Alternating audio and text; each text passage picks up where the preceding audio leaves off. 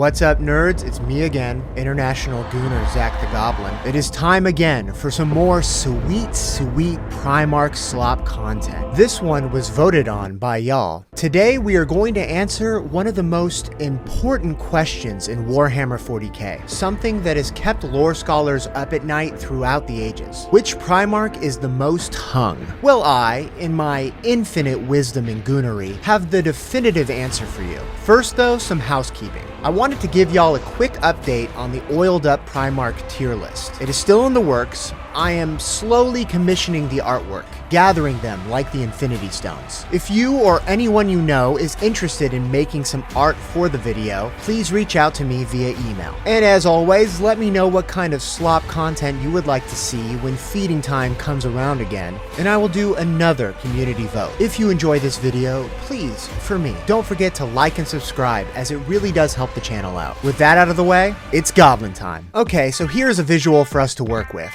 It's pretty simple.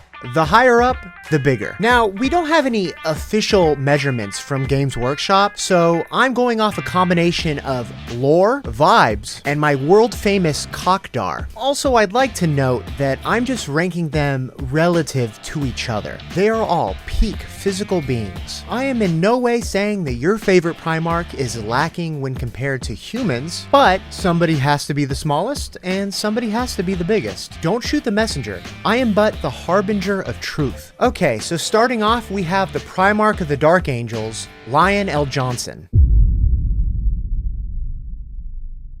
So I'm going to level with you all for a second. I'm going to try to keep my biases out of these, which for the most part shouldn't be hard, because obviously this list is completely based off facts and is in no way completely arbitrary with me just deciding in the moment. No, that would be ridiculous. But full disclosure, the Lion is my favorite Primarch, and he's low-key daddy, so I am going to place him pretty high. But hear me out, I do in fact have some justification for this. Okay, so Leman Jonson grew up in the forest, kind of like Tarzan. I know he was from the jungle, but close enough. And we know Tarzan was packing. This is because it was so good that it caused Jane to leave her civilized life to stay in the jungle just so she could continue getting that. So by the transitive property, Leman Jonson would also be packing. Now, am I reaching? Yes. Is that very flimsy logic at best? Also yes, but it's my video, so deal with it. I'm going to put him and his Krankenstein up here for now. Also, this is a good point to mention that I do frequently readjust these as I go, so everything is subject to change. Okay, next we have the Lost Primarch of the Second Legion. This Primarch was hit with a PP minimizer ray, which caused them to be so embarrassed that they ran away from the setting entirely. Now, I don't have a visual to actually put him anywhere because I don't want the Inquisition busting down my door, but just between me and you, I wanted to mention him. Don't tell anyone. It'll be our little secret. Okay, next up we have Fulgrim, Primarch of the Emperor's Children.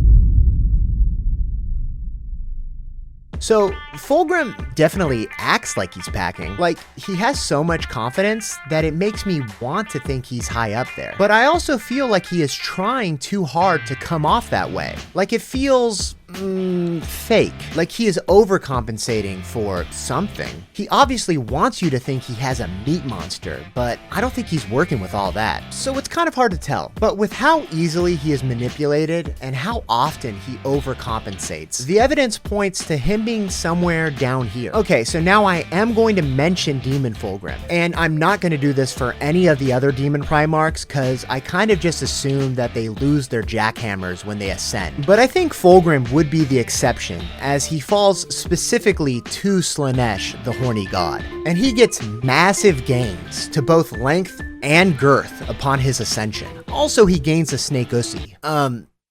That isn't really relevant to this video, just a fun fact to think about. Moving on. Okay, so now we have an easier one for me to place with Perturabo, Primarch of the Iron Warriors. So, he is so angry and spiteful, I just can't imagine he's working with a giant power maul. Also, he obviously feels inadequate when compared to Rogal Dorn. And believe it or not, this actually all started in the locker room showers after some hardy, oiled-up wrestling practice. Ever since then, he has for some reason wanted to prove that he was better than Dorn. Maybe he saw something he didn't like. I don't know. I wasn't there. I'm just asking the important questions and coming to my own conclusions. So taking all those factors into consideration, I think he would be on the low end. But what he lacks in length is made up for in girth, so that definitely counts for something and bumps him up a little. Moving on to Jaghatai Khan, Primarch of the White Scars.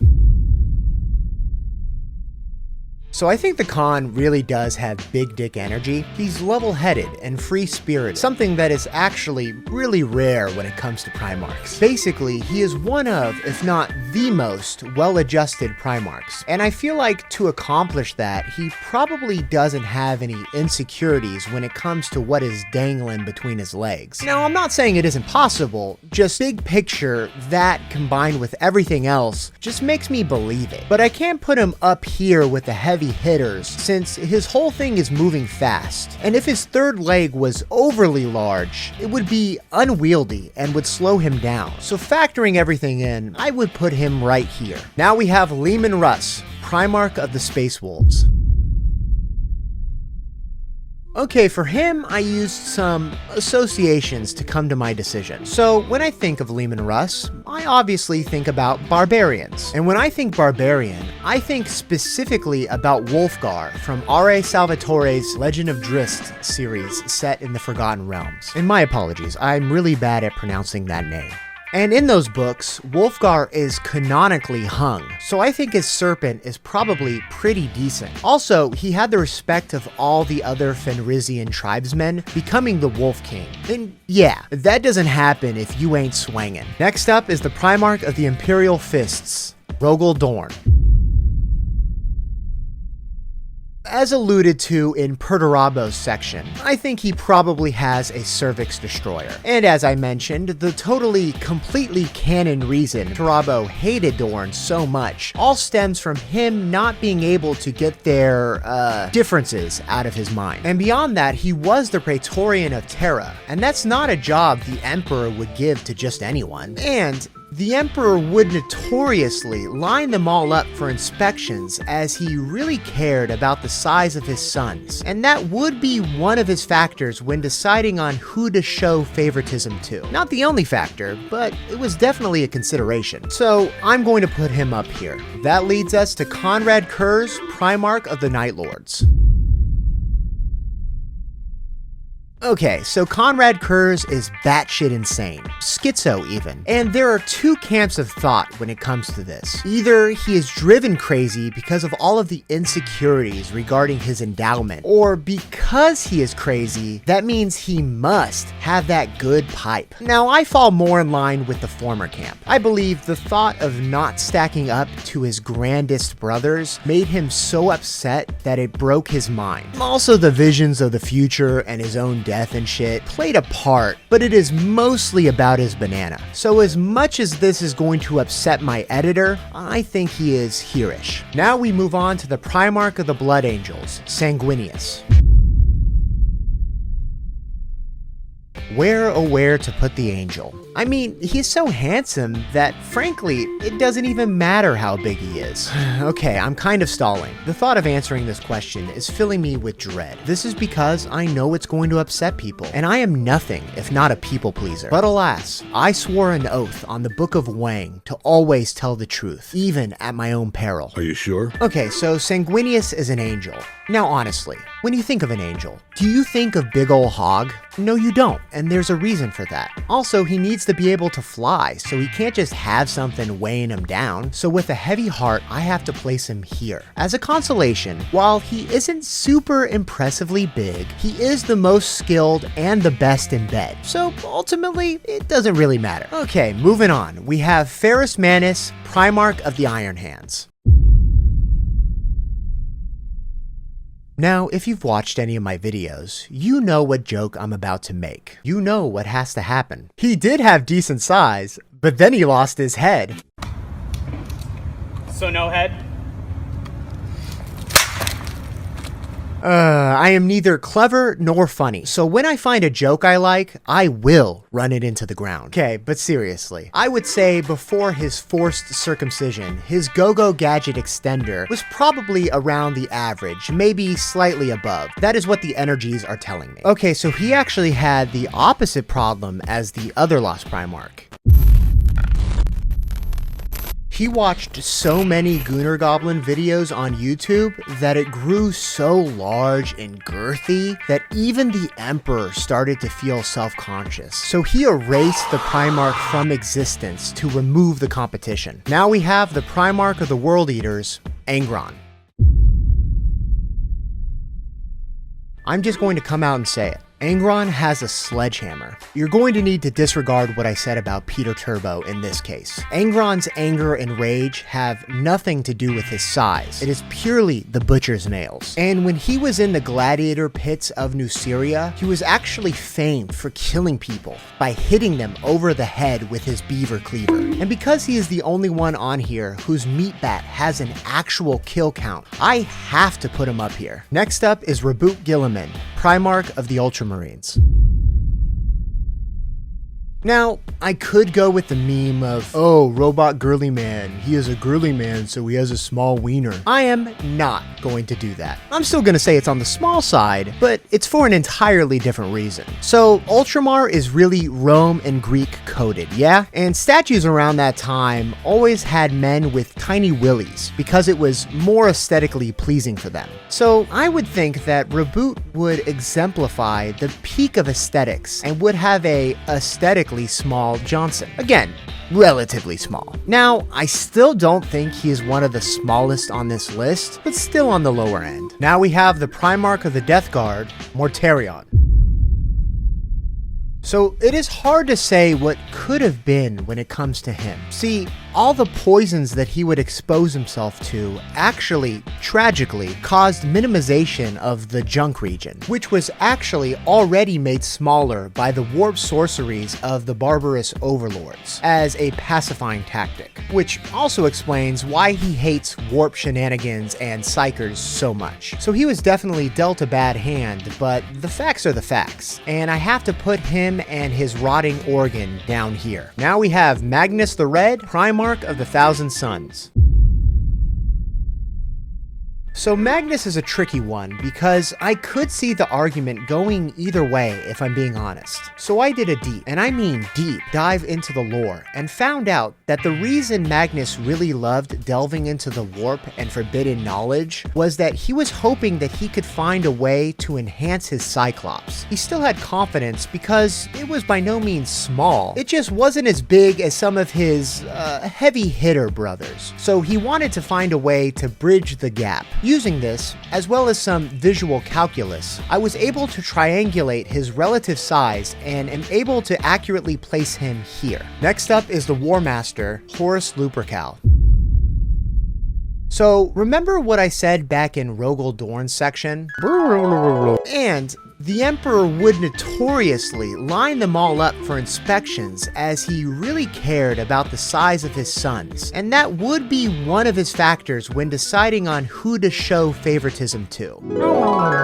And who was the Emperor's favorite son during the Great Crusade? That's right, Horus. So knowing what the Emperor valued, it stands to reason Horus was the greatest among his brothers, in more ways than one, if you know what I'm saying. Further proof would be that he and his Schwanstuka were able to split the galaxy in two. Why do you think so many people joined his cause? Charisma? No, it was the fact that his one-eyed monster was so big, it essentially had something of a gravitational attraction, pulling people in to be his ally. And then, when he was shot up with Chaos Roids, it got even bigger, to hold all the power. So he is going all the way up here.